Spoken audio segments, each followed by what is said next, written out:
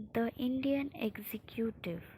The executive is the organ of government that gives effect to the laws made by the legislature.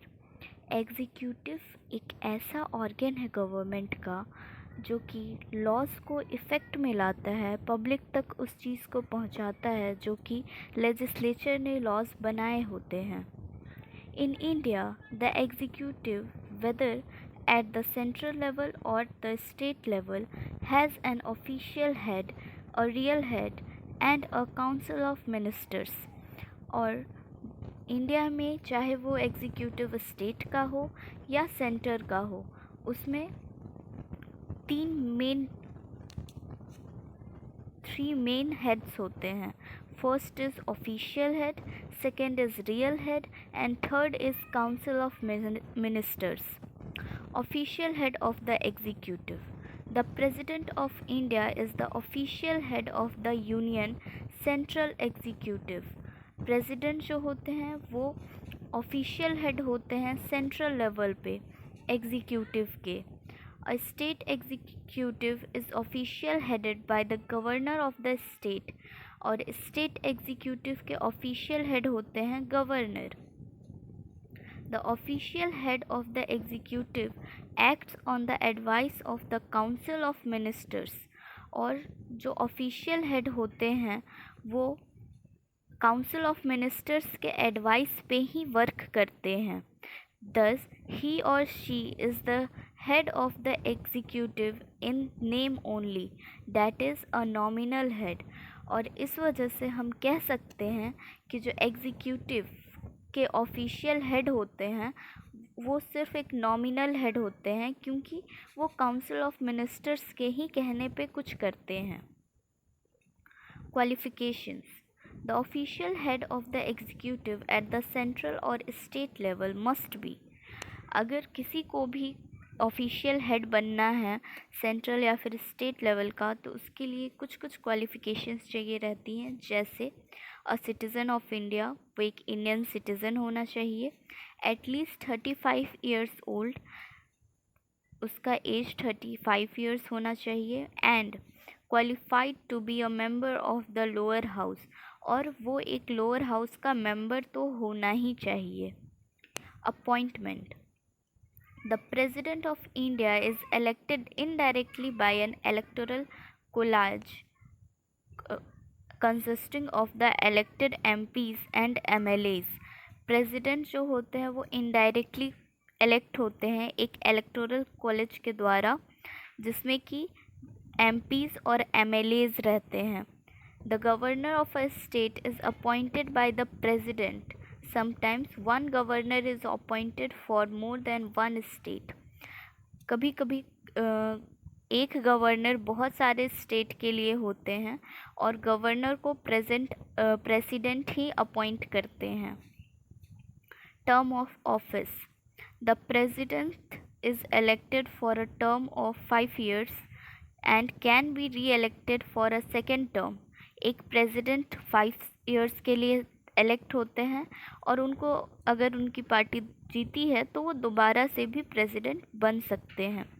He can resign from office by addressing a letter of resignation to the vice president of India who then sends the letter to the speaker of the Lok Sabha.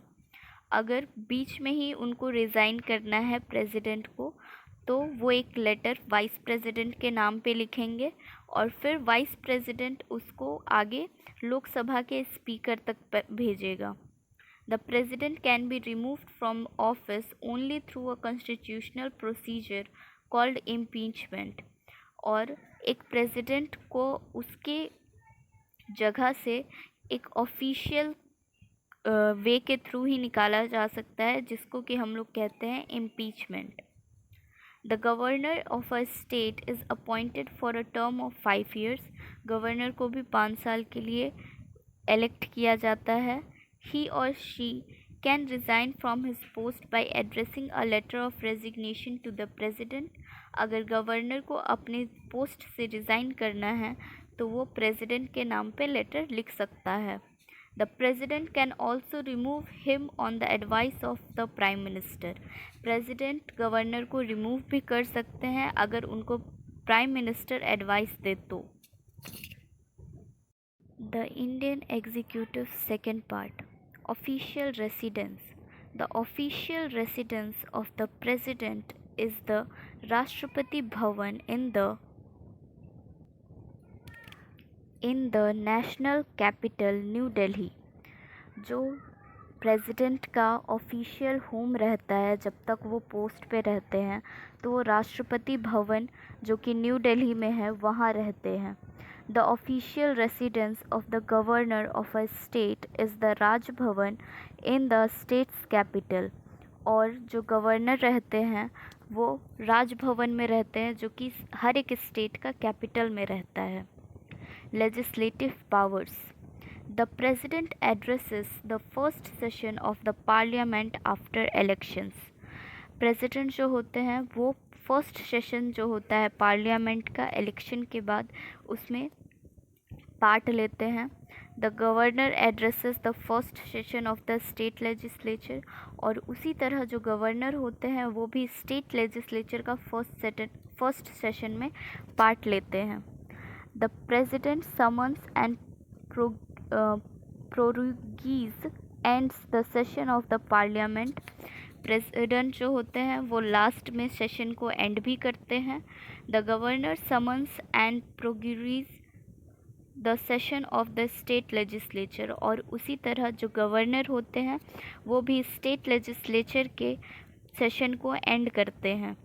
The president can dissolve the Lok Sabha and the governor can dissolve the state legislative assembly on the advice of the council of ministers at the center and the state respectively. President जो होते हैं वो लोकसभा को और जो governor होते हैं वो स्टेट लेजिस्लेटिव असेंबली को काउंसिल ऑफ मिनिस्टर्स के एडवाइस पे डिसमिस भी कर सकते हैं, मतलब कि उनके मिनिस्टर्स को हटा भी सकते हैं जो भी उसमें इंसान है, और ये सिर्फ काउंसिल ऑफ मिनिस्टर्स के एडवाइस पे ही ये कर सकते हैं। अ bill passed by the parliament can become a law only after the president science it. एक बिल जब पार्लियामेंट से आती है तो जब तक उसमें प्रेसिडेंट साइन नहीं करते वो लॉ नहीं बनती है। A bill passed by a state legislature can become a law only after the governor signs। और उसी तरह जब एक बिल स्टेट लेजिस्लेचर से पास होती है तो जब तक गवर्नर उसमें साइन नहीं करेंगे वो लॉ नहीं बनती है। Some bills can be returned by the president with his suggestions to the legislature। कुछ बिल्स प्रेसिडेंट वापस भी भेज सकते हैं कुछ सजेशन के साथ लेजिस्लेचर में। Some bills passed by the state legislature can be held back by the governor for the president's consideration.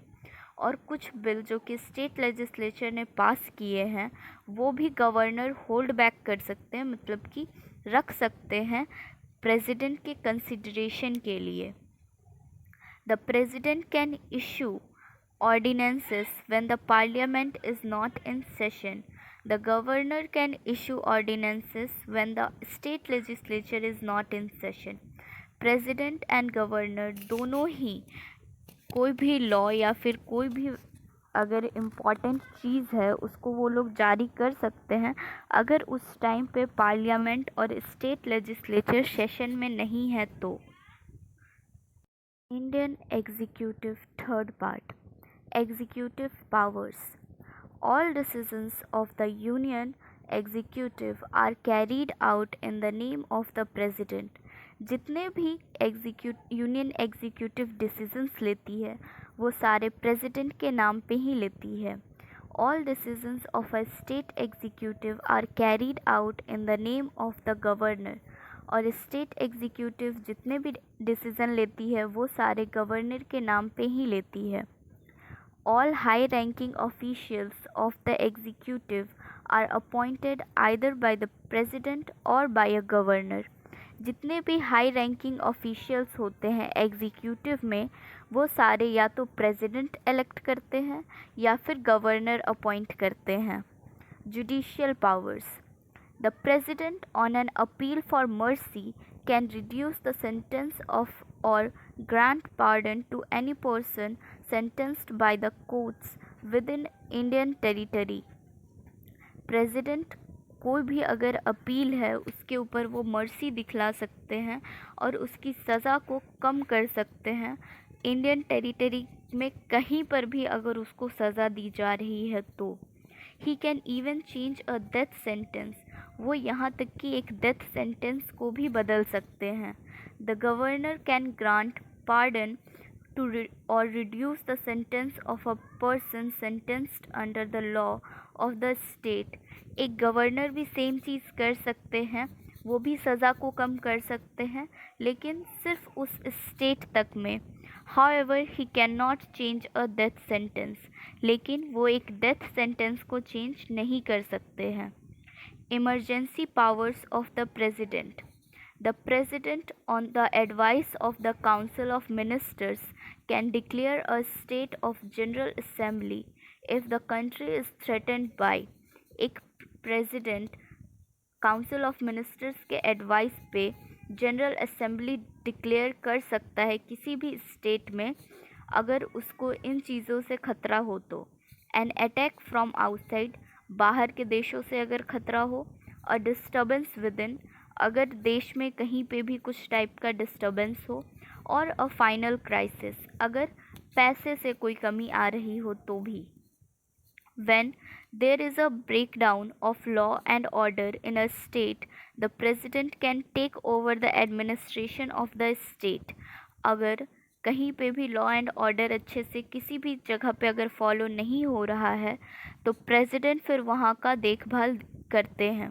The situation is called presidents rule, और इस सिचुएशन में वहाँ पे प्रेसिडेंट्स रूल कहा जाता है कि वहाँ पे कोई भी किसी भी तरह का कुछ भी रूल नहीं चलेगा, जो प्रेसिडेंट कहेंगे वही रूल चलेगा।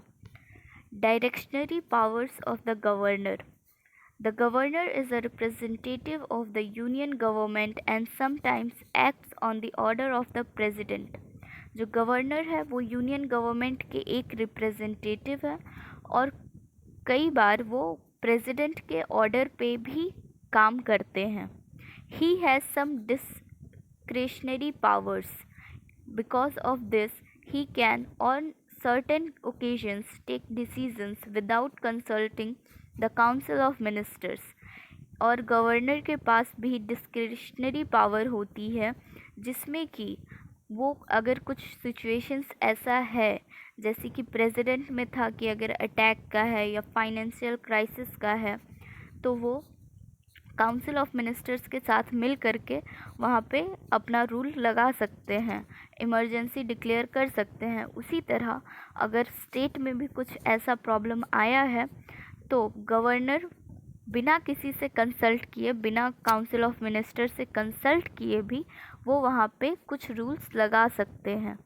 The governor can recommend presidents rule in the state when, और गवर्नर प्रेसिडेंट रूल भी वहाँ पे अप्लाई कर सकते हैं प्रेसिडेंट को बोलकर अगर स्टेट में कुछ ऐसे सिचुएशंस हो तो। First, the council of ministers loses the confidence of the legislative assembly and no other party can form a ministry. अगर काउंसिल ऑफ मिनिस्टर्स अच्छी तरह से लेजिस्लेटिव असेंबली में काम नहीं कर रहे हैं और कोई भी पार्टी वहाँ पे काउंसिल ऑफ मिनिस्टर्स फॉर्म नहीं कर सकती है। और second, the governor feels that there is a complete breakdown of law and order in the state, या फिर गवर्नर को ऐसा लगे कि स्टेट में पूरी तरह से लॉ एंड ऑर्डर ब्रेकडाउन हो रहा है, अच्छे से जो काम करने के लिए था वो अच्छे से काम नहीं हो रहा है, तो वहाँ पे प्रेसिडेंट रूल वो लोग अप्लाई कर सकते हैं। During President's rule, the Chief Minister and the Council of Ministers are dismissed। President rule में चीफ मिनिस्टर और काउंसिल ऑफ मिनिस्टर्स डिसमिस हो जाते हैं and the governor administers the state on the president's instruction, और governor जो होता है वो स्टेट को चलाता है लेकिन प्रेसिडेंट के इंस्ट्रक्शन पे।